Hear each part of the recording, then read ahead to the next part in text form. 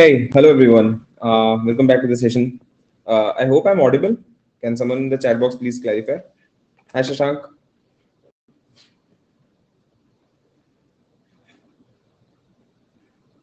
Yeah, good evening, Shashank. Is my audio clear?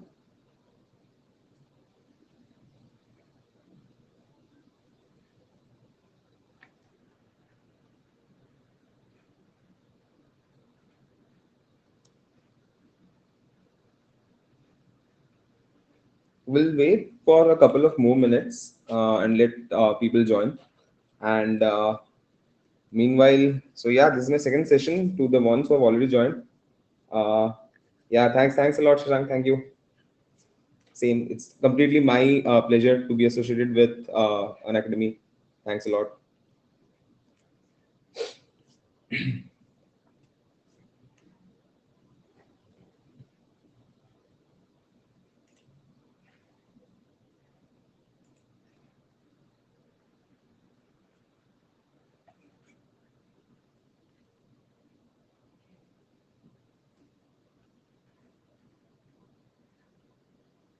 So we'll wait for one more minute and let some people join.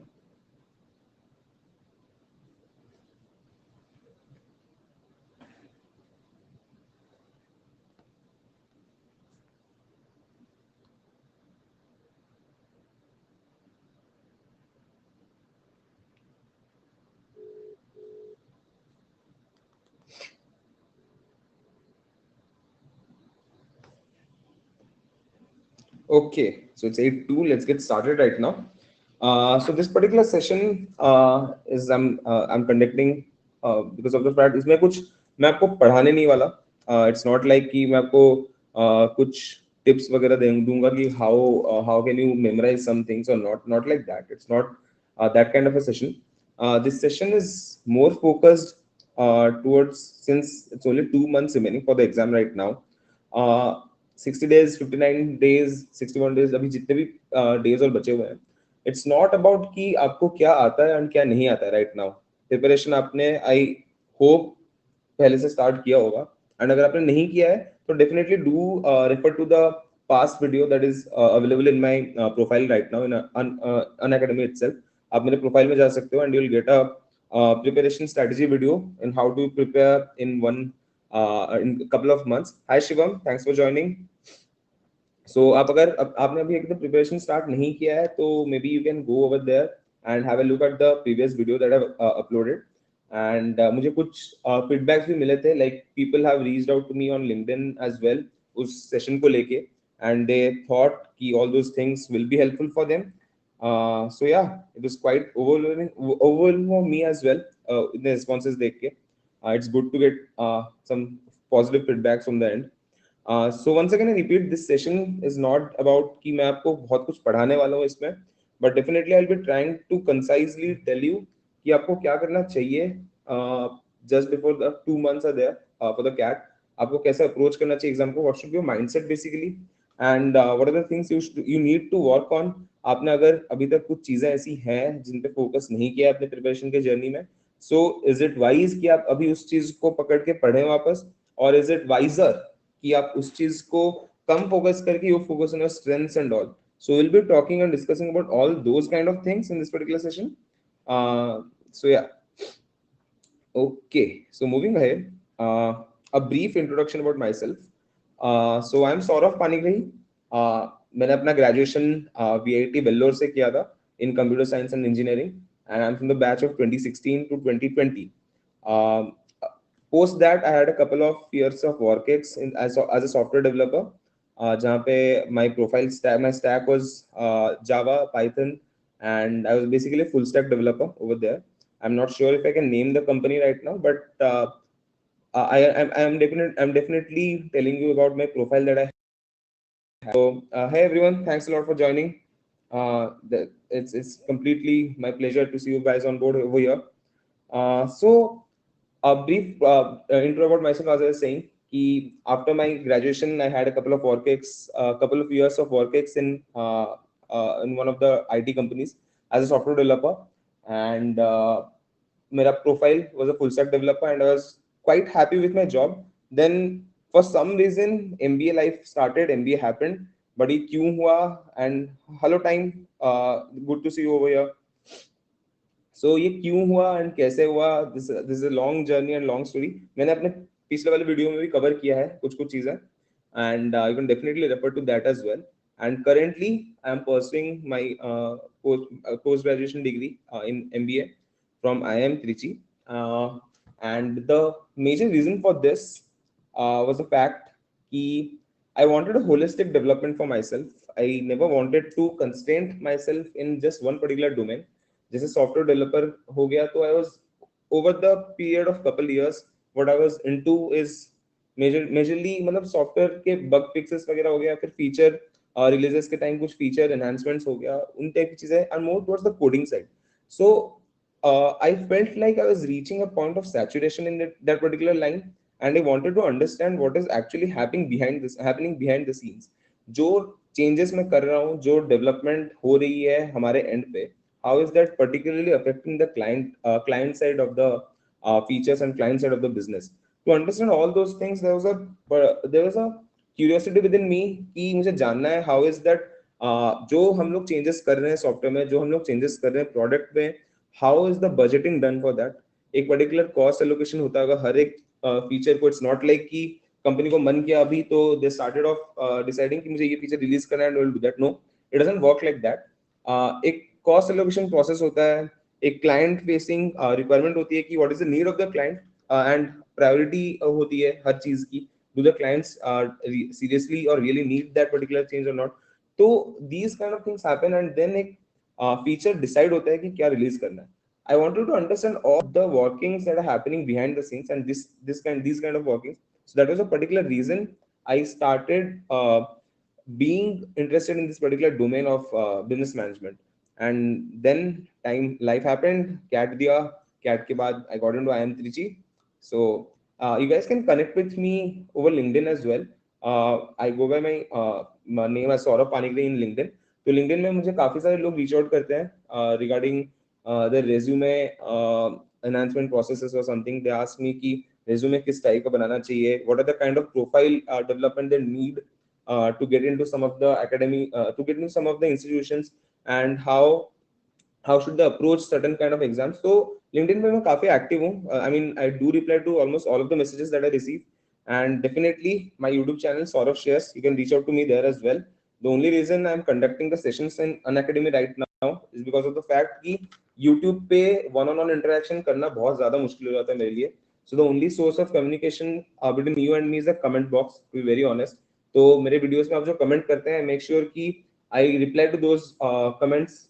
हर एक के comment को मैं reply करता हूँ, but कहीं ना कहीं एक वन ऑन वन इंटरेक्शन वहाँ पे मिसिंग हो जाता है, and because of which it gets very difficult to express certain things to you, and definitely from the receiver's end as well, it becomes very difficult to comprehend certain things that I'm trying to say. But definitely thanks to Unacademy for providing me with this platform. I'm able to I'm getting a chance to interact with you all, and I'm seriously very happy for that particular opportunity. Moving ahead, this is a let's say ये मैंने जो preparation किया था मेरे time पे CAT के time, so this was a cheat sheet kind of thing that I prepared for quants. मैंने अपने पहले वाले सेशन में भी कह रखा है कि quant was one of my strength areas.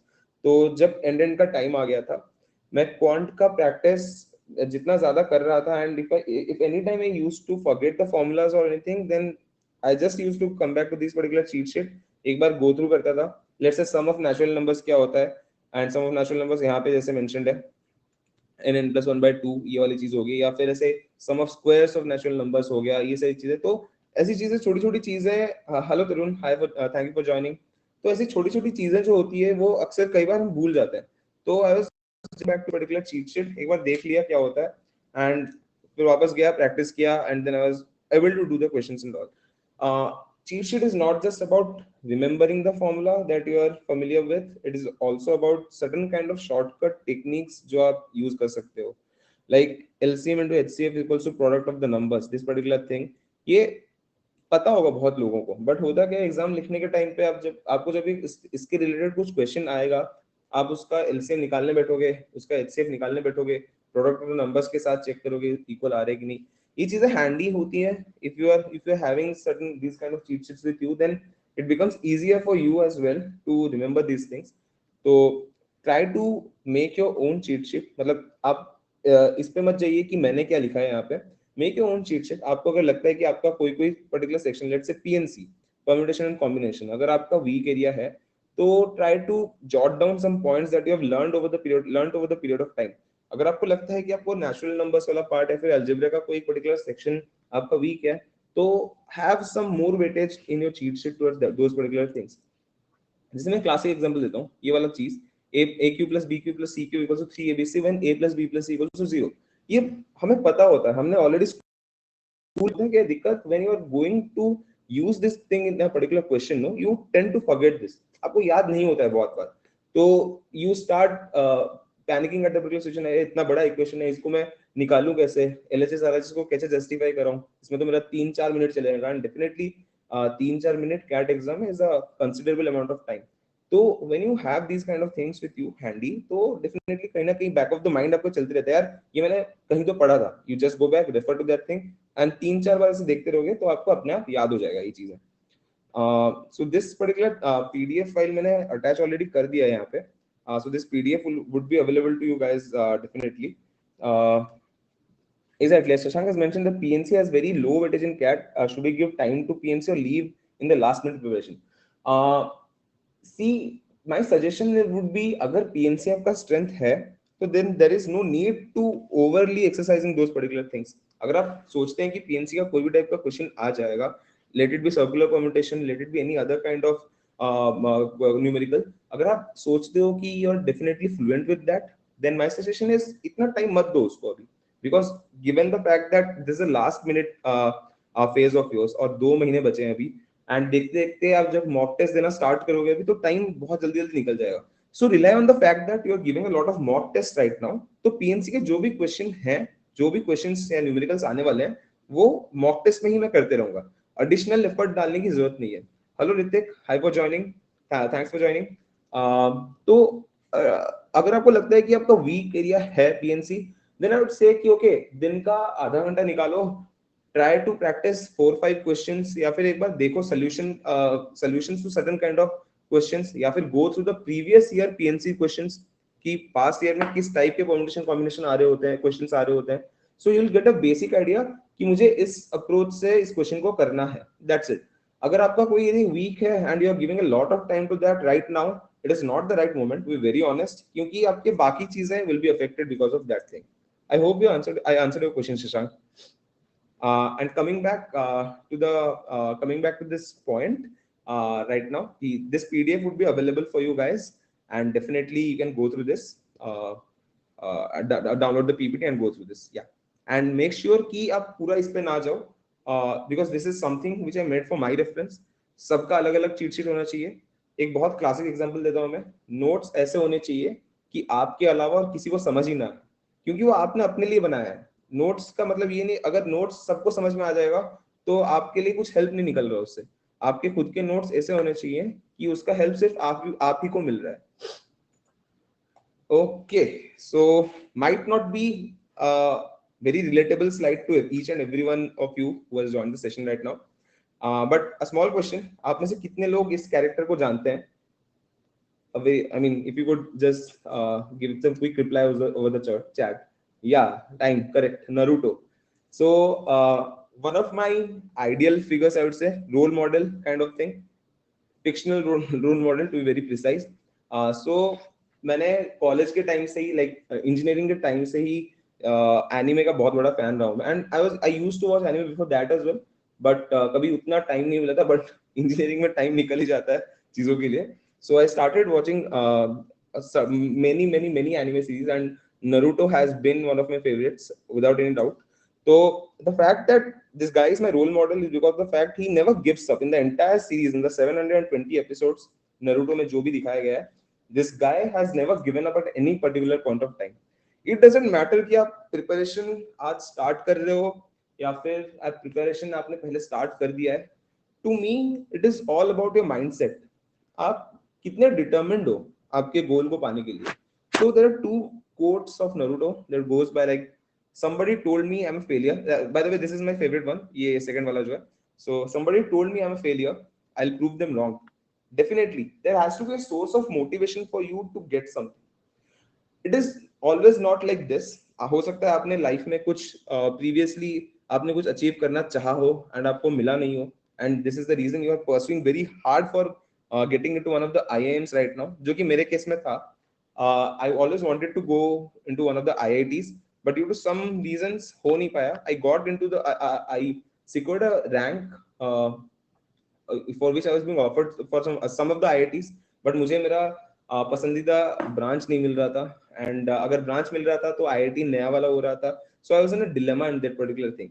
So for some reason or the other, I decided to go with VIT Vellore with computer science branch, since VIT is also one of the good colleges in India. But कहीं ना कहीं regret जो था वो रह जाता है कि यार IIT हो नहीं पाया. Be it any IITs, IIT for me, I always believe personally कि the brand of IIT is one of the wonders to be associated with your name, definitely, and I do not deny that thing till date.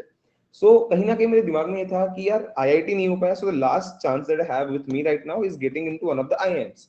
मेरे लिए this particular whole thing was a motivation कि मुझे IIM में admission लेना है. It doesn't matter कि मैं late preparation start कर रहा हूँ या मैंने प्रिपरेशन बहुत पहले से स्टार्ट कर रखा है, it doesn't matter. And then the another saying which I'm a great fan of is, in the world no one is perfect. Even if you keep pursuing perfection, you'll never reach it, definitely, but along the way you'll become something great. तो वही quotation आ जाता है, आप moon तक target करोगे, star तक पहुंचोगे, that kind of thing. Dream big. It is not wrong to dream big. आप सोचो कि इतना प्रिपरेशन करूंगा, इतना एफर्ट डालूंगा कि आई एम अहमदाबाद होगा, तो कहीं ना कहीं आप अगर उसका टारगेट कर रहे होगे, तो अगर आपको उसके नीचे भी मिलेगा तो you'll be on a very happier side of it. Okay. So apart from the introduction which I gave earlier, so where do I belong to? I belong from Odisha, Bhubaneswar se, and I have been in states like West Bengal, Maharashtra and Tamil Nadu. मैंने schooling अपना Orissa, waste Bengal, Maharashtra तीनों जगह से किया है. Matriculation मैंने महाराष्ट्र से किया था, एंड तमिलनाडु से मैंने अपना ग्रेजुएशन किया था, and currently right now also I am in Tamil Nadu, MBA pursue कर रहा हूँ. बचपन से I was good at academics, and तो I was not the kind of guy who never wanted to study. Rather, I was very curious about different things and not just constrained to the books.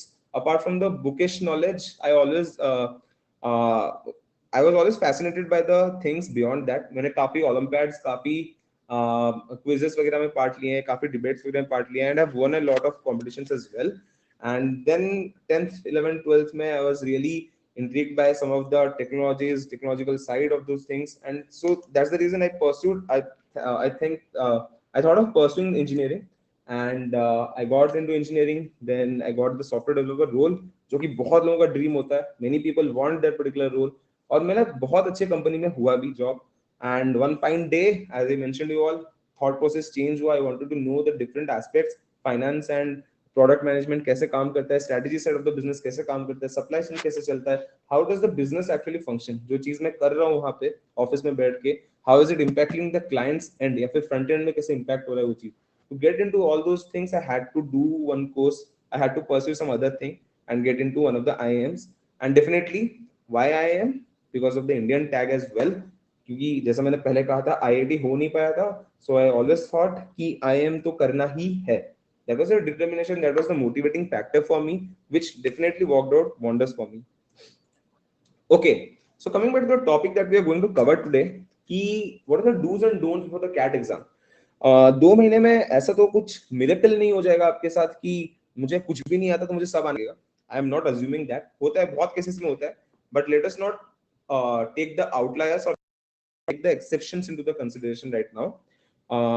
So let us have an organized approach for this. Okay, हम ऐसा मान के चलते हैं कि अगर मेरा practice अभी तक बहुत मीडियोकर टाइप का प्रैक्टिस है, अभी तक मैंने फुल फ्लेजेड तरीके से प्रैक्टिस नहीं करा है, मैंने बहुत ज्यादा एफर्ट नहीं डाला है, तो what I would suggest is keep 4 to 5 things in your mind in a very concrete way कि कुछ भी हो जाए, I will not compromise on these 4 things that are on this slide right now.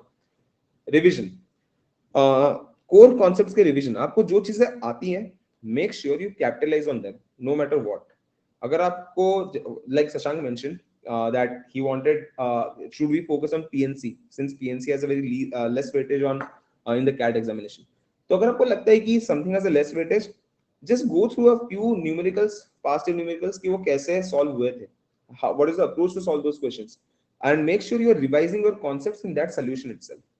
So core revision में ये भी आ जाएगा कि अब क्वांट्स के कई सारी चीजें, न्यूमेरिकल चीजें, फॉर्मूला हो गया, फिर DILR के कुछ कुछ शॉर्टकट टेक्निक्स जो आपने अपने डिवाइस करके रखे होंगे या फिर अपने कुछ रेफर करके कहीं नोट्स बनाया होगा, make sure you have some kind of revision each and every day, either before going to sleep or during some time of the day, जब आप फ्री बैठे हो, आधा घंटा उठाया, नोट्स एक बार रिवाइज कर ले, सारे फॉर्मूले फॉर्मूले बैक ऑफ द माइंड याद भी हो गए, and give based on those formula you are giving some mock test या फिर आप कुछ अलग पढ़ाई कर रहे हो.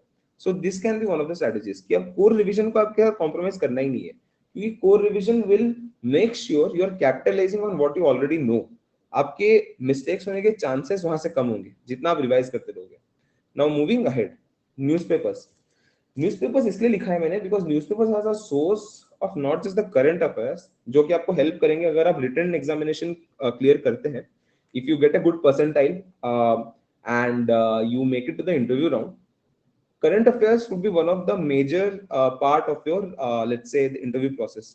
मेरे जो interview processes हुए थे for different IIMs, उनमें current affairs was exactly half of the duration of the whole interview. Like let's say 25 से 30 मिनट का अगर इंटरव्यू मेरा चल रहा था, so 15-16 मिनट का was only for the current affairs, बाकी was related to what is my education, I mean graduation knowledge या फिर what is going on, like what are my जो basic hygiene questions होते हैं, why MBA and introduction and all those things. So make sure you're reading newspaper every day. And as I mentioned, newspaper is not just the source for current affairs, वो आपको BRC के preparation में भी help करेगा. So इससे क्या होगा, there is no need for you to give any additional time to prepare for BRC. मैं एक चीज agree करूंगा, मैंने start किया था न्यूज़पेपर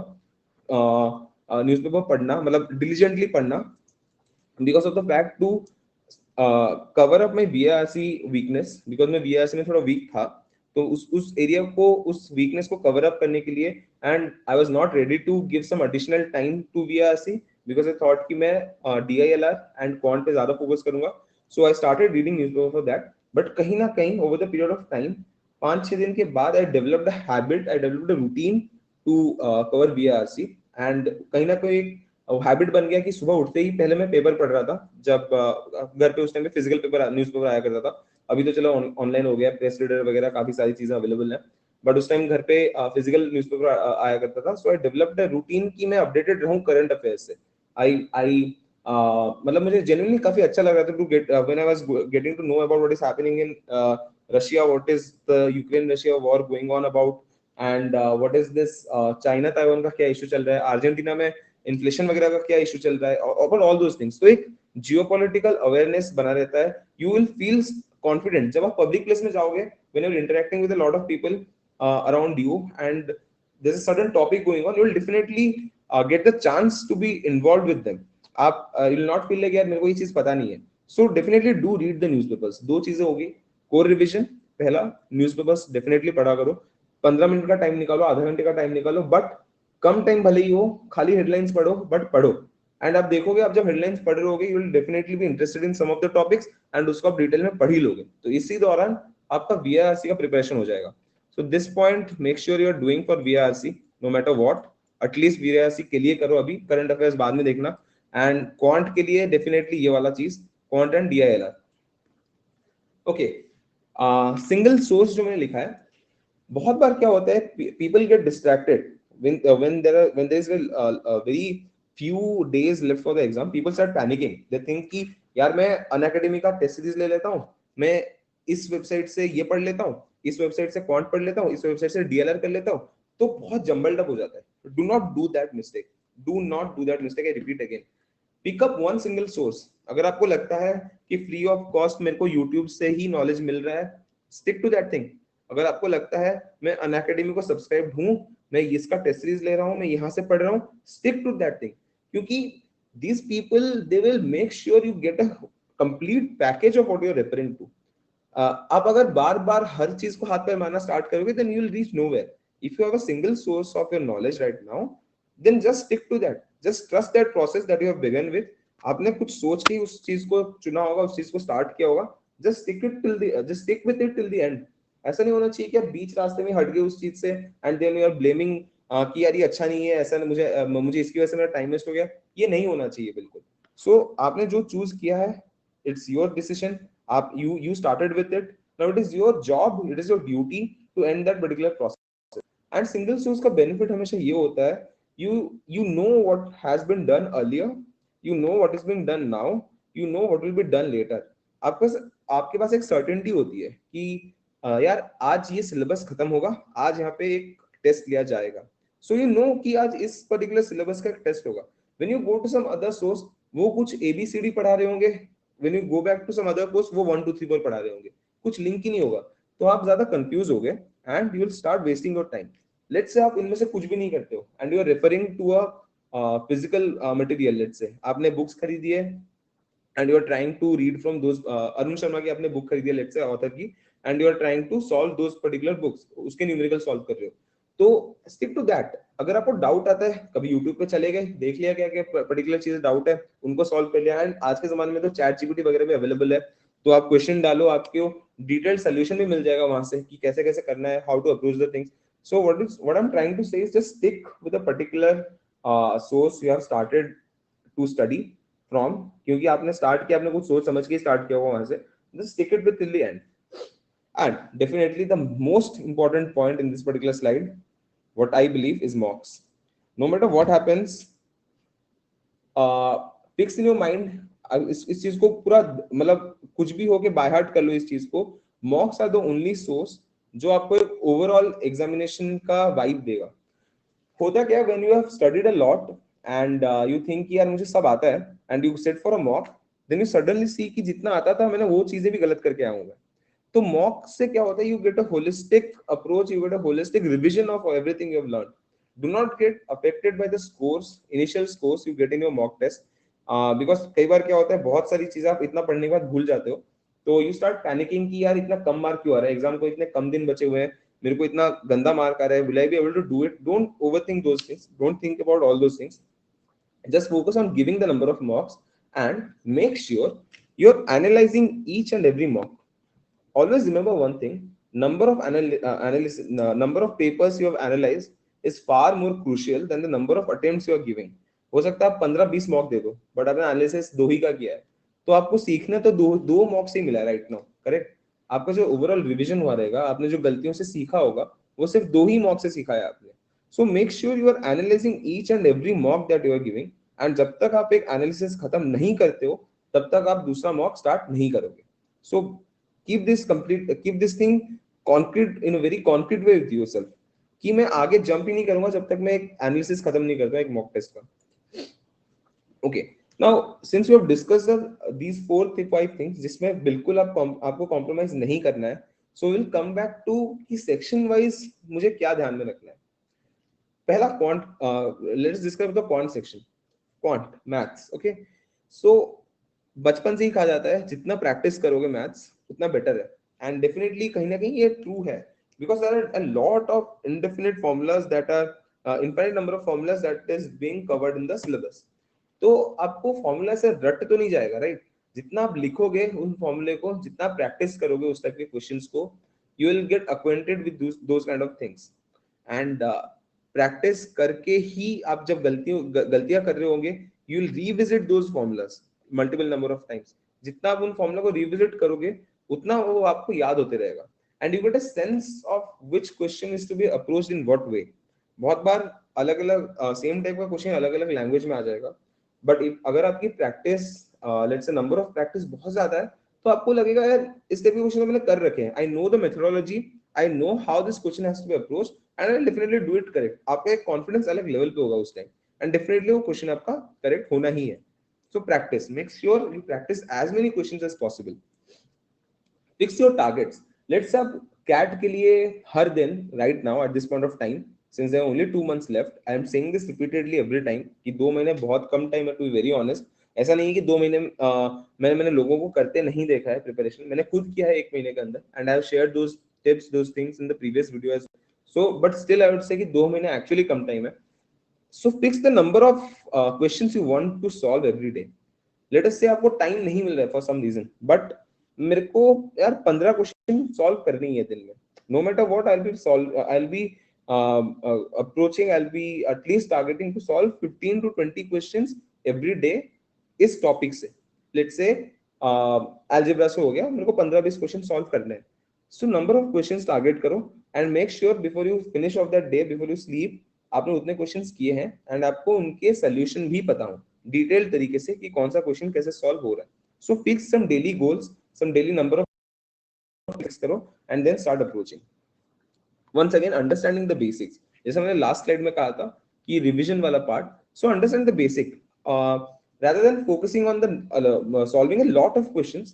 आप भले ही 15 क्वेश्चन करो उस चीज के, उस कॉन्सेप्ट के, बट आपके अगर फंडे क्लियर है तो अगर आप at one point of time difficulty level medium से हार्ड वाले क्वेश्चंस भी अप्रोच करोगे ना, तो you'll find yourself very comfortable with those things because आपके फंडे क्लियर है।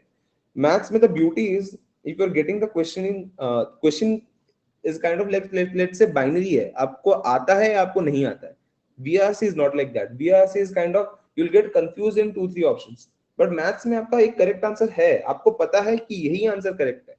So if you understand the basics properly, you will be able to definitely get to that correct answer। That's what I'm trying to say। आपको confusion कम होगा, आप जितने basics और आप जितने फंडे स्ट्रांग होगे, आपको confusion उतना ही कम होते रहेगा।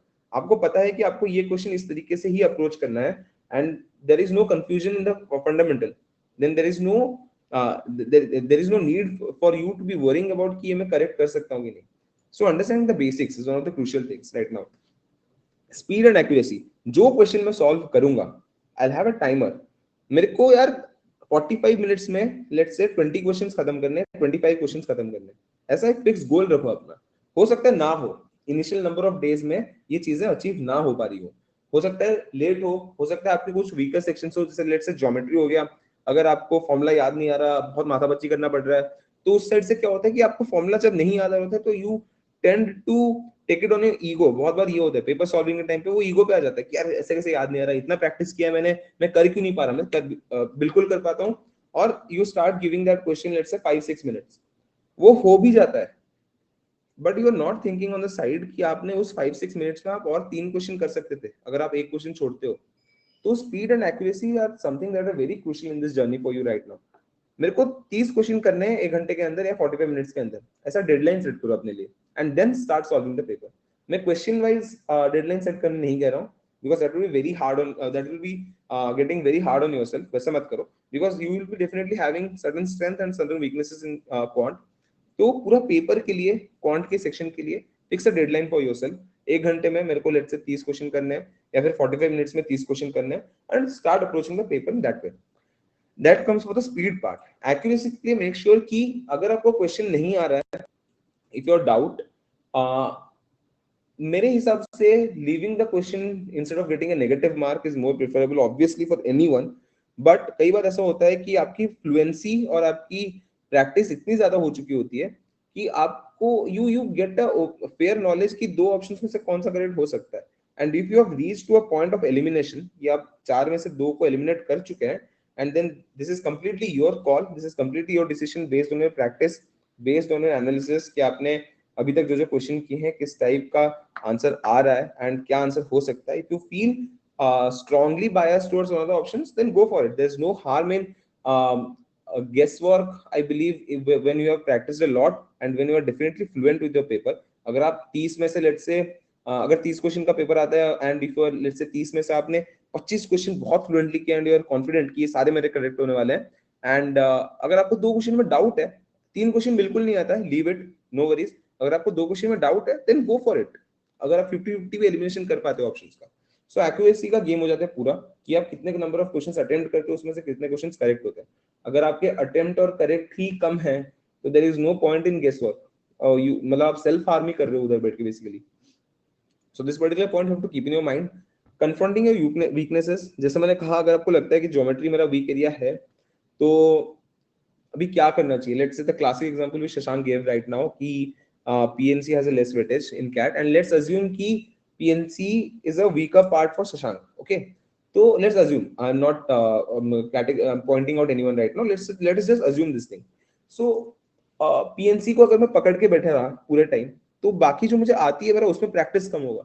सो I am willing to do that? I am ready to compromise the number of practice sessions or practice hours or practice time efforts which I'm giving to the other questions just for PNC, जिसका एक या दो question शायद आने वाला है. Exactly right. So that is up to you कि आप कैसे उस वीकनेस को आप कवर करते हो. वीकनेस आप दो तरीके से कवर कर सकते हो. Prepare that part, practice practice practice and then you get those questions correct, fundamental correct. but क्या आपके पास उतना टाइम है अभी? तो इसलिए what is the other option? The other option is कि आप बाकी सेक्शंस को इतना स्ट्रॉन्ग कर लो कि अगर पीएनसी के 3-4 क्वेश्चन आ भी गए, छूट भी गए, तो मुझे इतना अफेक्ट नहीं होने वाला क्योंकि मेरे को बाकी चीजें आती है. So confronting your weaknesses rather than running away from them is a very important part. Remember this. Shortcut techniques. Let's say trigonometry में आपको फॉर्मूले याद नहीं हो रहे, तो make a pattern, make a song kind of thing. Song में इसलिए कह रहा हूँ बिकॉज पीरियोडिक टेबल जब हमने इंजीनियरिंग पढ़ रहे थे, आई मीन जेई का प्रिपरेशन कर रहे थे, तो पीरियोडिक टेबल को याद करने के लिए हमारे केमिस्ट्री प्रोफेसर ने गाना करवाया था. हर एक काइंड ऑफ एलिमेंट्स के लिए, नोबल गैस एलिमेंट्स के लिए एक गाना लिखवाया था. तो उस टाइप का अप्रोच रखो. अगर आपको ट्रिग्नोमेट्री के फॉर्मूले याद नहीं हो रहे हैं, तो ट्रिग्नोमेट्री के लिए कुछ अपना have some kind of things so that you can easily remember these kind of formulas and all. Have your own techniques. ऐसा कोई you will not get any hard and fast rule जो कि आपको internet पे मिल जाएगा चीजें कैसे याद रखनी है. Devise some kind of your own techniques, devise some kind of your tips that you would like to follow yourself. The shortcut thing is these kind of techniques actually come in handy during the time of exams जब आपको फॉर्मूले वगैरह याद नहीं आ रहे हो. And definitely that is the reason why I have already prescribed की suggested की make a kind of cheat sheet with you. when जब आपको कोई चीज याद नहीं आ रही होगी, तुरंत cheat sheet में आए, फॉर्मूला देखा, go back to the your daily routine, daily practice problem solving sessions and approach those problems. Okay, so ये हो गया क्वांट की बातें. एंड नीडलेस टू से, कुछ भी हो जाए, कितने भी क्वेश्चंस करेक्ट हो रहे हो आपके, आप एफर्ट डाल रहे हो, आपके क्वेश्चंस कम करेक्ट हो रहे हैं, आपको डिमोटिवेटेड फील हो रहा है, waste of time, complete waste of time. The moment you start going in a very demotivated zone, no, remember 2 महीने हाथ में बचे हैं, अभी आपके पास दुखी होने के लिए टाइम भी नहीं है आपके पास. So just stay positive, just believe in your efforts. आपने जितना एफर्ट डाला है, यार मेरा आज एक पेपर पूरा गंदा हो सकता है, बट मैंने इतना एफर्ट डाला है कि मेरा आगे वाले 2-3 पेपर अच्छे होने ही है, मैं अभी दुखी हूं ही क्यों. और अगर मैं जितना दुखी हो रहा हूँ, दिन का ऐसे 15-20 मिनट तो मेरे लिए दुखी होते होते चले जाएगा. And because of that 15-20 minute this will affect my other tests या फिर अदर मॉक्स जो मैं देने वाला हूँ आगे के. डेफिनेटली वो साइकोलॉजिकल इम्बैलेंस आ जाता है. So try to stay as positive as possible during this whole journey. Moving ahead for the VRC. Quant हमने डिस्कस कर लिया कि क्वांट के लिए आपको बेसिकली तो प्रैक्टिस चाहिए. टू कंसाइजली अगर पूरा करो तो क्वांट के लिए आप जितना प्रैक्टिस कर पाओ एंड जितना फॉर्मूले को आप फॉर्मूले के साथ आप खेल सको, जितना उसको अच्छे से याद रख सको, उतना बेटर है. कमिंग टू वीआरसी, मैंने पहले मेंशन कर दिया already. So newspaper was the only source for me for VRC, and other than that mock test में मैंने जो भी सीखा है VRC के लिए, mock test में VRC में I used to give a lot of time because of the fact कि मैं VRC के लिए कुछ additional effort और दे नहीं रहा हूँ. So mock test के जो VRC के क्वेश्चन थे, तो मैं each and every question के solution को thoroughly analyze करता था कि ये कौन सा concept use हो रहा है यहाँ पे. What was the new vocabulary things that I got to learn from that. Vocabulary would be a very crucial part for this. आप नए नए वर्ड सीखोगे, नई नई चीजें, काइंड ऑफ फ्रेजेस देखोगे, तो make sure you are understanding each of them. And once again I would say before beginning this particular slide, newspaper, great source. So make sure you are reading the newspapers, develop a habit to read the newspapers. This would help you not just in the VRC preparation but also अगर आपका written test clear होता है in the interviews round as well. So reading habit is done. Okay, this would come in the newspaper part. Not just newspapers, हो सकता है आपको कुछ book अच्छा लगता हो, start reading those books. बहुत सारे लोग होते हैं जिनको fiction नॉन फिक्शन बुक्स पढ़ने पसंद है. So definitely they will have a great advantage, to be very honest, in this particular point, क्योंकि रीडिंग हैबिट डेवलप करते करते आपकी वोकैबुलरी वगैरह, आपकी ग्रामेटिकल skills वगैरह काफी डेवलप होती हैं, and definitely you would be minimizing the grammatical errors that will be having in the sentences. So definitely this is a very added plus point for all of those who read different kinds of books, to be very honest. Comprehension strategies and keywords. Okay, so what is this? So this is basically certain की हर comprehension में जब बड़े बड़े paragraphs वगैरह आते हैं questions के, there are certain keywords जिसका around questions and answers revolve करते हैं. Try to pin those things out. हो सकता है एक बहुत बड़ा पैराग्राफ हो बट उसमें 3 या 4 ही कीवर्ड्स ऐसे हो जो आपके पूरे पैराग्राफ को कंसाइज करते हैं. So make sure you are getting to know and identify those keywords in the very first place. क्योंकि क्वेश्चंस जो आएंगे आगे के 3 या 4 उस इतने बड़े कॉम्प्रिहेंशन पे, those would be revolving around those particular keywords. Answer elimination. Answer elimination is one of the major things that has helped me in my journey, preparation journey. क्योंकि जैसा मैंने कहा, VRC used to be my weaker section out of all the three, VRC, DILR और quant में से. तो what I could rely on कि paragraph इतने अच्छे से पढ़ो कि you get a very good gist of what is happening in the paragraph. And उस बेसिस पर ट्रस्ट मी 4 में से 2 ऑप्शंस ऐसे ही एलिमिनेट हो जाते हैं. If you understand the paragraph well enough कि हो क्या रहा है, एंड एक रीडिंग में ही ट्राई करो कि पूरा पैराग्राफ आपको समझ में आए. बिकॉज आप 2-3 रीडिंग करते हो तो होता ये है कि आप टाइम वेस्ट करना स्टार्ट करते हो उस पर्टिकुलर चीज पे. You get stuck with that particular lengthy comprehension for let's say 5 minutes, 6 minutes, 6-7 minutes. तो होता ही है आपको वापस पढ़ते पढ़ते और 5 मिनट चले जाते हैं. So make sure at one go आप इतने अच्छे से पढ़ो उस चीजों को कि आपको कीवर्ड्स आइडेंटिफाई हो सके, एंड जो क्वेश्चंस हैं उनको आप आंसर एलिमिनेशन से एटलीस्ट 2 ऑप्शन तो हटा ही दो. Okay, so please, so the question is please suggest some newspapers. I read Indian English. Any kind of newspapers is fine. I mean preferably English obviously, and current affairs से updated रहने तो language is no barrier to be very honest. But preparation point of view से definitely English newspaper, and English newspaper as in times of India हो गया, Indian express हो गया, economic times हो गया. मैं पर्सनली इकोनॉमिक टाइम्स को thoroughly पढ़ता था because of the fact कि I was genuinely interested in the happenings from the financial perspective in the country as well as the geopolitical situations, कैसे finance affect होता है. Because I had a interest in finance, तो economic times में काफी thoroughly पढ़ता था. And Times of India जो the main newspaper था, उसके headlines वगैरह से I used to stay updated with what is happening and what is right now, how the things working out in the world. तो वैसे पढ़ा करता था. But economic times I made sure कि मैं thoroughly पढ़ूं economic times को. I hope I answered your question, Shank. So okay, grammar and syntax, obviously as I mentioned कि आप जितना पढ़ते रहोगे, books हो गया, newspaper हो गया, तो आपके उतने ही grammatical errors कम होंगे, उतने ही आपको fluency आएगी, उतना ही आपको पता चल पाएगा कि adjectives कौन सा चीज कहाँ कैसे यूज होता है, उतना ही आपको prepositions या फिर pronouns का fluency आते रहेगा. Logical paraphrasing is something like, let's say आपने एक पैराग्राफ पढ़ लिया. This is when you are preparing for the CAT. आपने एक पैराग्राफ पढ़ लिया, try to write that same paragraph या फिर tell that same paragraph to yourself. Mind में हो गया ऐसे बैठे बैठे बोलते रहे कि मैंने 10 लाइन का पैराग्राफ पढ़ा, मैं उसको 5 लाइन में कैसे बोल सकता हूँ. सो इससे क्या होता है, आपकी वोकैबुलरी स्किल्स बढ़ती हैं.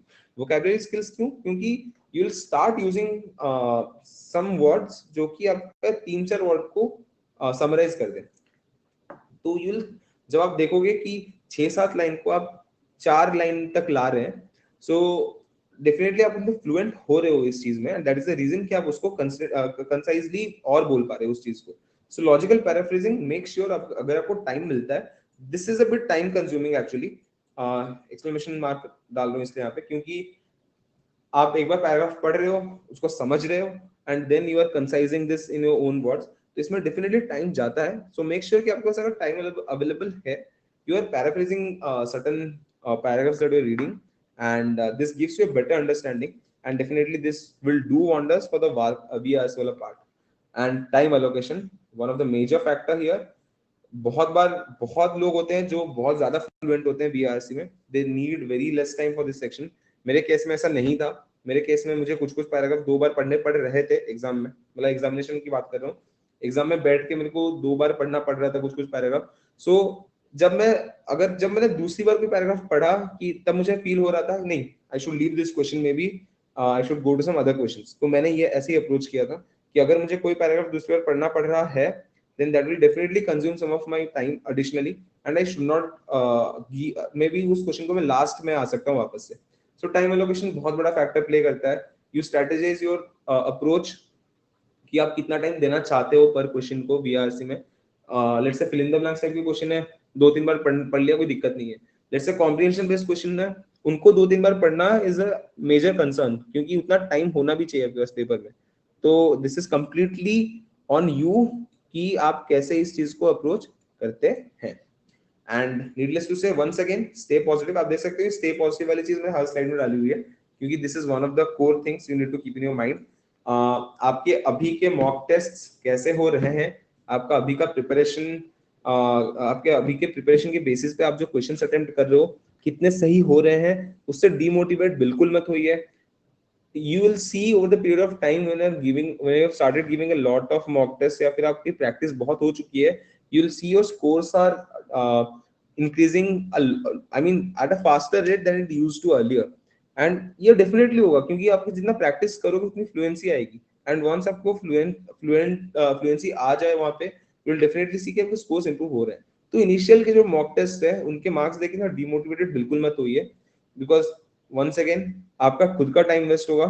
आप मॉक के स्कोर्स को लेके 3-4 दिन तक आगे सोचते रहोगे तो आपकी 3-4 दिन के प्रिपरेशन को भी अफेक्ट करेगा, वो माइंडसेट सही नहीं होगा। क्वेश्चंस, क्वांट के क्वेश्चंस जो आपको आते हैं वो भी गलत होते रहेंगे, क्योंकि आप कहीं और डिस्ट्रैक्टेड हो। सो have a clear thought process, completely stay positive. This is not just one days journey, this is a marathon I would से। बहुत टाइम है, अभी भी 2 महीने है, तब भी बहुत टाइम है यार। 60 दिन है, अगर आप 60 दिन में से 30 दिन भी मॉक दोगे ना, तो 30 मॉक्स आप एनालाइज करके जा सकते हो, and that is more than enough. 30 mock में तो यार इंडिविजुअल टॉपिक पढ़ने की भी जरूरत नहीं होती। 30 मॉक अगर आपने दे दिया डिलीजेंटली बैठ के एग्जामिनेशन एनवायरनमेंट में प्रॉपरली, अपने आप को रूम में अलग बिठा के 30 के 30 मॉक दे रहे हो और एनालाइज कर रहे हो, मतलब let's say you are investing 4 to 5 hours just in the mocks and analysis, तो उतने में आपका पूरा सिलेबस कवर हो जाएगा।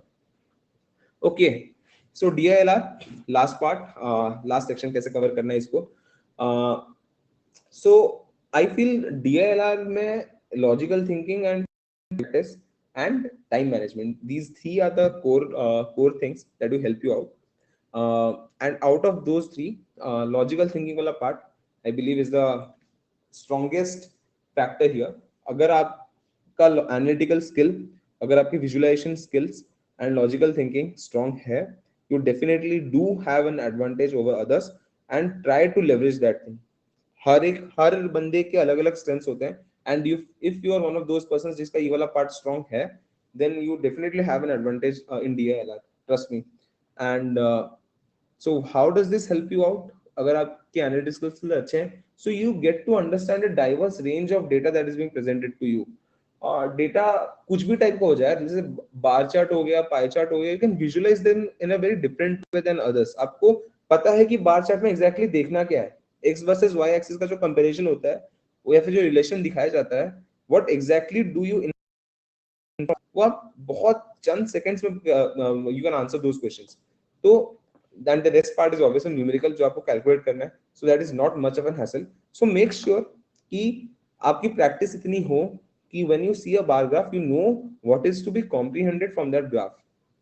okay, we'll now move to the logical thinking side। logical thinking some people have developed over the years due to practice and all, and बहुत लोगों के लिए नया होता है, who are not from the let's say technical background, जैसे engineers अगर नहीं है, बहुत नॉन इंजीनियर्स हैं, and let's say non finance वाले बंदे भी अगर बहुत हैं, and they are seeing some of the graphs for the very first time in their life, which I believe would not be the case. कहीं ना कहीं ग्राफ वगैरह तो हम सबने देखा होता है, but you start you want to develop this logical thinking side of yours, तो you have to expose yourself to a wider range of questions। Wider range of questions मतलब क्या? आपने प्रिपरेशन में देखा होगा सीटिंग अरेंजमेंट के questions आते हैं कि एक सर्कुलर टेबल पड़ा है, A is sitting opposite to B, and A is sitting opposite to B, let's say C is not sitting between B and A, and D is sitting right to the right to A, let's say अगर ऐसा हो गया इस type का, and C की जगह कहाँ पे है। तो अगर इस टाइप की जो क्वेश्चंस आती है, तो आपको ऐसे ही आपको एक वो वाला क्वेश्चन मिलता है कि स्ट्रेट टेबल है, A is facing this side, B is facing this side, C is facing the exact side of A and sitting in front of A। उस टाइप के जो क्वेश्चंस है, when you expose yourself to a wider range of questions, आपको एक overall holistic view मिलता है कि कौन सा क्वेश्चन किस तरह से अप्रोच करना चाहिए। एंड ट्रस्ट मी, आप जितना प्रैक्टिस करोगे इस टाइप के क्वेश्चंस को ना, हो सकता है आपको इस टाइप का क्वेश्चन पहले सॉल्व करने के लिए लेट्स से 5 से 6 मिनट लग रहा था, इस टाइप का क्वेश्चन सॉल्व करने के लिए 4 से 5 मिनट लग रहा था। Over the period of time जब आपका प्रैक्टिस बढ़ेगा, तो यही क्वेश्चन आप 3 मिनट में सॉल्व कर रहे होंगे, यही क्वेश्चन आप 2 मिनट में सॉल्व कर रहे होंगे। एंड ये होता है क्योंकि आपको एग्जैक्टली पता चल चुका है कि इस टाइप के क्वेश्चन को अप्रोच करना कैसे। And there is a very unique kind of approach for this kind of questions. ऐसा नहीं है कि इस क्वेश्चन में कुछ बहुत ज्यादा कॉम्प्लिकेशंस डाल देंगे, डाला जा सकता है, but on a very general, on a very generic overview I am saying कि अप्रोच अगर एक बार पता चल गया इस टाइप के क्वेश्चंस का कैसे होता है, will start developing the logical thinking या फिर लॉजिकल पैटर्न वाला side. And definitely time management, आप एक क्वेश्चन को इतना टाइम भी मत दे दो, जैसे 5-6 मिनट का अगर दे दिया and you have to complete the section, let's say 1 घंटे में कर रहे हो, तो आप शायद क्योंकि कुछ कुछ क्वेश्चन अगर 6 मिनट भी चले गए तो 10 क्वेश्चन ज्यादा नहीं कर पाओगे आप। तो you have to make those things clear in your mind कि मैं एक क्वेश्चन को कितना टाइम दे सकता हूँ। एंड जैसा आपने क्वांट में अप्रोच किया था, ये वाली चीज स्पीड एंड एक्यूरेसी वाला पॉइंट था क्वांट में, सो मेक श्योर कि यहाँ पे भी आप क्वांट वाली चीजों को अप्लाई कर रहे हो टाइम मैनेजमेंट का। Set yourself a deadline is in the terms of number of minutes और आवर्स। 45 मिनट्स में 20 क्वेश्चन करने हैं, 15 क्वेश्चन करना है, या फिर 1 घंटे में 20 क्वेश्चन करने हैं, that is completely on you.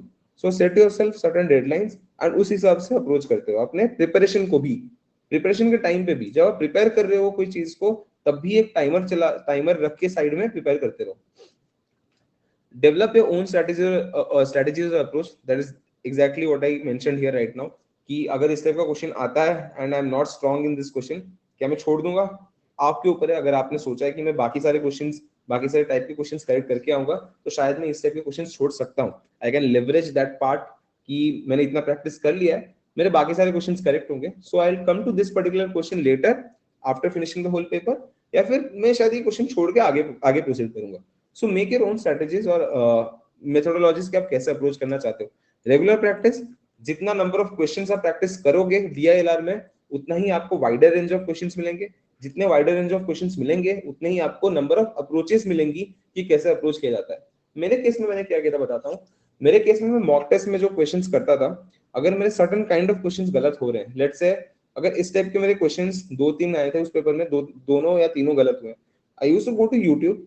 मैं यूट्यूब पे सर्च करता था कि इस टाइप के प्रॉब्लम्स को कैसे सॉल्व किया जाता है, क्योंकि उस टाइम पे चैट जीपीटी वगैरह थे नहीं मेरे प्रिपरेशन के टाइम पे। तो मैं यूट्यूब पे ही ज्यादा रिलाई करता था कि इस टाइप के क्वेश्चंस को कैसे सॉल्व किया जाता है। And I used to get an approach कि इस अप्रोच से ये क्वेश्चन सॉल्व होता है।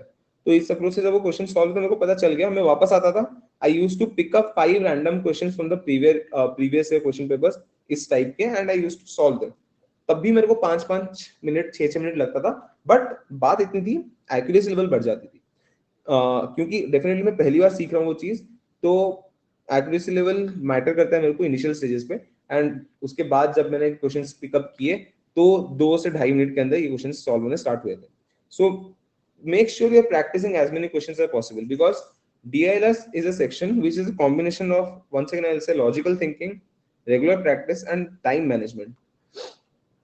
Mock analysis में make sure there is not even a single question जो आपका गलत हुआ हो DILR में और आप उसको एनालाइज नहीं कर रहे हो, बिकॉज DILR का हर एक question will come with some kind of trick. ऐसा नहीं है कि वो यूनानिमसली हर एक टाइप का क्वेश्चन बस स्ट्रेट फॉरवर्ड दे दिया, नहीं। DILR इज वन सेक्शन जहां पे वो कॉम्प्लिकेशंस लाया जा सकता है, even though it is very tough to bring in the complications. But शायद इस बार का paper I am Lucknow set कर रहा है, जितना मुझे पता है। And Lucknow definitely means the DILR part is the stronger over the period of years. पास में भी देखा गया है, and Lucknow is known for the DILR kind of things. So Lucknow कर रहा है, तो DLR का section can be very good section this time. So make sure आप जितने नंबर ऑफ क्वेश्चंस प्रैक्टिस कर रहे हो उतना बेटर है आपके लिए।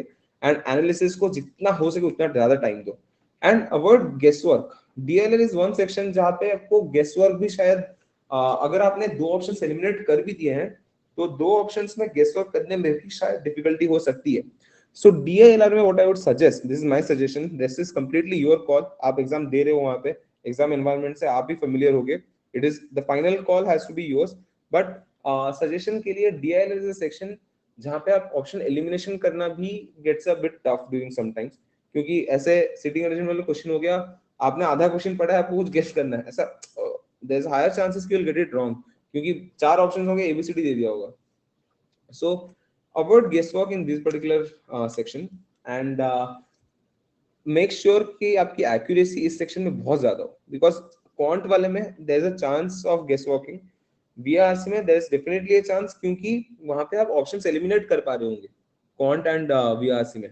क्वांट में भी ऑप्शंस एलिमिनेट होते हैं, लेट्स से कोई आंसर अगर नेगेटिव दे रखा है तो नेगेटिव का तो कोई सेंस ही नहीं बन रहा है, किसी पॉजिटिव, जब आपको पता है कि आंसर पॉजिटिव आना है तो आप वैसे ही दो तीन ऑप्शन शायद एलिमिनेट कर भी दोगे, क्योंकि आपको पता है इस क्वेश्चन का आंसर नेगेटिव नहीं आ सकता है।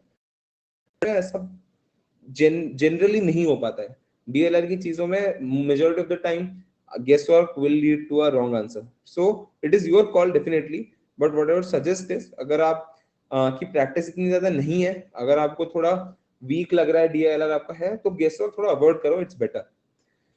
हाँ, स्टेइंग काम इन लेंदी क्वेश्चंस, बहुत बार क्या होता है, बहुत बड़े बड़े क्वेश्चंस दिखते हैं कॉम्प्रिहेंशन टाइप्स, एंड लोग वहीं से ही पैनिक करना स्टार्ट करते हैं। The moment they see the question की 10-15 लाइन का क्वेश्चन है या कैसे करूंगा, तो they start panicking, but they don't see the fact कि 10-15 लाइन का जो क्वेश्चन है उसके रिलेटेड ही आगे के 3-4 क्वेश्चन है। तो अगर आप वो 10-15 लाइन को अच्छे से calm in a very compose state of mind पढ़ लोगे, तो आपके आगे के 3-4 क्वेश्चन भी सॉल्व हो जाएंगे। And generally trust me, these kind of questions are the easier ones, easier ones in the sense कि easier to score also, क्योंकि अगर आपका आपने वो पैसेज समझ लिया अच्छे से, आगे के 3-4 क्वेश्चन आपके सही होने ही है, गलत होने के चांसेस कम हो जाएंगे डेफिनेटली, अगर आपने क्रिस्टल क्लियर तरीके से इस चीज को समझ लिया। बट अगर आप पहले पढ़ते ही पैनिक कर दिए, इतना बड़ा क्वेश्चन आ गया, सही कैसे करूंगा, तो दिक्कत यही होगी, आप पहला क्वेश्चन शायद छोड़ भी दोगे, दूसरे तीसरे क्वेश्चन जब देखोगे कि सिमिलर कॉन्सेप्ट से रिलेटेड है तो उनको भी छोड़ना पड़ रहा है, and then you will panic, you will go back to read that question properly again, you will waste your time once again, 2-3 minute जो पढ़ा होगा वापस और 2-3 मिनट दे रहे होगे पेपर में, तो वापस पैनिक के चक्कर में उस 3 में से और 2 क्वेश्चन नहीं बनने वाले। सो काम रहो पूरे डीएलआर के सेक्शन में, 3 क्वेश्चन नहीं बन रहे, 4 क्वेश्चन नहीं बन रहे, 5 क्वेश्चन नहीं बने, कोई दिक्कत नहीं, छठा सातवां ऐसे करते करते 12 क्वेश्चन और बनेंगे, कोई दिक्कत नहीं। 20 में से अगर मैं 5 क्वेश्चन छोड़ के 15 सही भी करके आ रहा हूँ, you will be in one of the top percentile, trust me. ये एग्जाम वैसा होता है, ये पेपर वैसा होता है, तो don't panic, the only thing you have to stay is just stay calm that particular day, staying positive। One second, last दोनों स्लाइड में मैंने बोल दिया है एंड इस स्लाइड में भी रिपीट कर रहा हूँ ये चीज, नो मैटर व्हाट, आप जो अभी टेस्ट दे रहे हो जैसा जा रहा है, it is none of your concern right now. Initial stage में अगर मॉक चालू किया आपने, do not worry about the marks, just stay positive throughout this journey. आप जितना हो सके उतनी पॉजिटिविटी लाओ अपने अंदर, क्वेश्चंस को खुशी खुशी करो यार, क्वेश्चंस को ऐसे ऐसे अप्रोच करो कि क्वेश्चन यार मेरा दोस्त है, मतलब इतना ज्यादा फ्रेंडली बन जाओ क्वेश्चन के साथ, you know each and everything what is happening with the question, आपको मजा आएगा क्वेश्चन करने में। द थिंग इज दैट इस माइंडसेट के साथ अप्रोच करो क्वेश्चंस को। ओके, सो बहुत सारी डूज की बात तो हो गई, will go to the don't side right now. Don't में there is no sectional approach कि आपको डोंट कैसे करना है, डेफिनेटली सर्टेन सेक्शंस में आपको टाइम मैनेजमेंट का थोड़ा कंस्ट्रेंट आ सकता है, but other than that there is a holistic view for the don't. जब आप पेपर को अप्रोच कर रहे होगे या फिर आपको प्रिपरेशन का जर्नी चल रहा होगा before CAT, so do not procrastinate. ऐसा मत सोचो कि ऐसा मत सोचो एंड रिजल्ट के एक्सपेक्टेशन में मैं बाकी चीजें खराब कर रहा हूँ, ऐसा नहीं होना चाहिए। Just believe in the process, trust in the process right now. जैसा आप अप्रोच कर रहे हो पेपर को, जैसा आप अपने प्रिपरेशन को अप्रोच कर रहे हो, maybe you need to put in some additional hours of effort, ये हो सकता है, बट ऐसे मत सोचो कि ये नहीं होगा, कल करूंगा इस चीज को, कल करूंगा इस चीज को, और परसों करूंगा, ऐसे मत करो। If you feel you are weak in some areas and you need to cover it up, अभी उठाओ तुरंत। अब जो फोकस कर रहे हो अभी, लेट्स से 15-20 मिनट निकाला, इस कॉन्सेप्ट को रिवाइज किया जिसमें मैं वीक हूं, and then I will proceed ahead, ऐसा अप्रोच करो। प्रोक्रेस्टिनेट बिल्कुल नहीं करना है।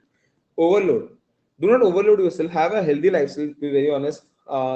4-5 घंटे का प्रिपरेशन कर रहे हो बहुत है, वर्किंग प्रोफेशनल्स के लिए तो वो भी टफ हो जाता है, क्योंकि मैं वर्किंग प्रोफेशनल था, तो मेरे को मैं फिर भी टाइम निकाल के 5.5 घंटे प्रिपेयर करता था। लास्ट के जो 15 दिन थे मेरे हाथ में, मैंने 5.5-6 घंटे प्रिपरेशन किया है। तो make sure you do not overload yourself. अगले दिन जब सुबह उठो आपकी एनर्जी नहीं बची नेक्स्ट और एक मॉक टेस्ट देने के लिए, आपकी एनर्जी नहीं बची है पढ़ने के लिए, तो ऐसे आपका हेल्थ खराब होते रहेगा, you will not be able to study the particular things properly, तो डेफिनेटली अफेक्ट होगा आपका preparation. So have a healthy lifestyle, do not overload yourself, mental state अच्छा रखना है इस टाइम पे, do not panic at all. कितना भी गंदा हो जाए टेस्ट, कितना भी खराब हो जाए, just remember one thing, stay positive. Staying positive will solve half of your problems if you trust me, seriously. आप अगर अच्छे माइंडसेट में हो, कोई क्वेश्चन आपको नहीं भी आता है ना, you will start devising some techniques कि आप वहां पे ही एग्जाम में ही बैठे बैठे सॉल्व कर सको उस चीज को. सो डू नॉट पैनिक. आपका सिलेबस कवर नहीं हो रहा है, do not panic, just focus on the side जो आपका स्ट्रेंथ है. अगर आपको लगता है मेरा ये वाला पार्ट स्ट्रेंथ है, तो डेफिनेटली उस पर कैपिटलाइज करने की कोशिश करो rather than focusing on the weaker areas.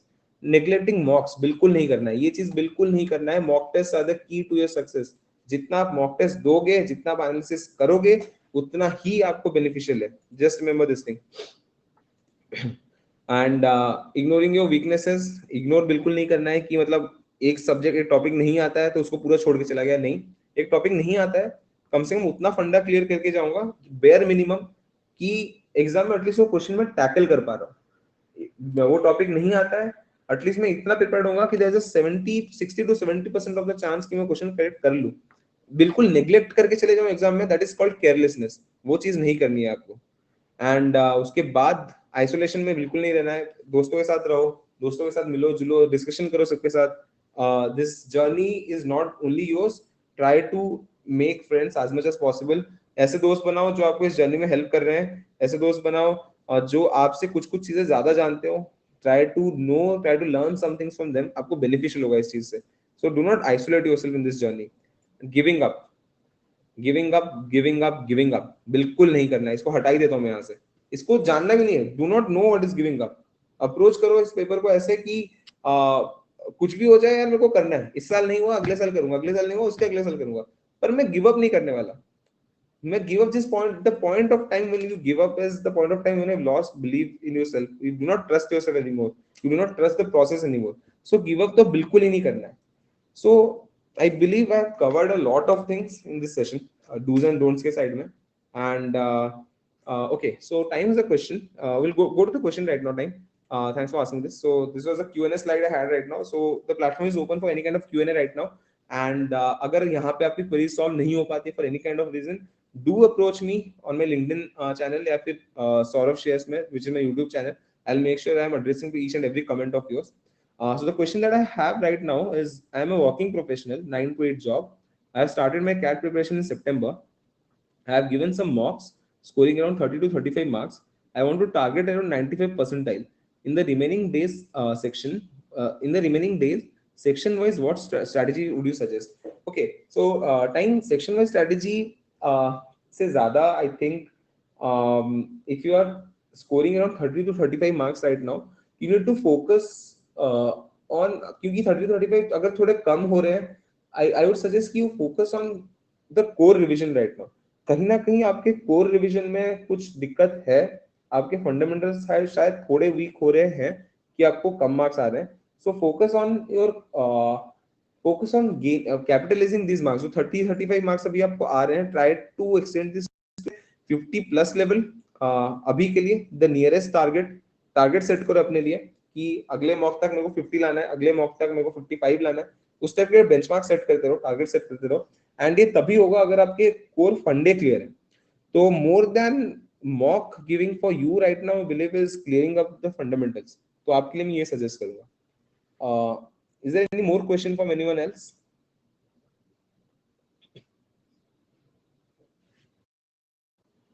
Okay, if not, I guess we're yeah, thanks a lot, time. If not, I guess we're ready to wrap this session up. So it was a lovely session, a lot, really interactive one. I was really happy I could solve some of the queries as well.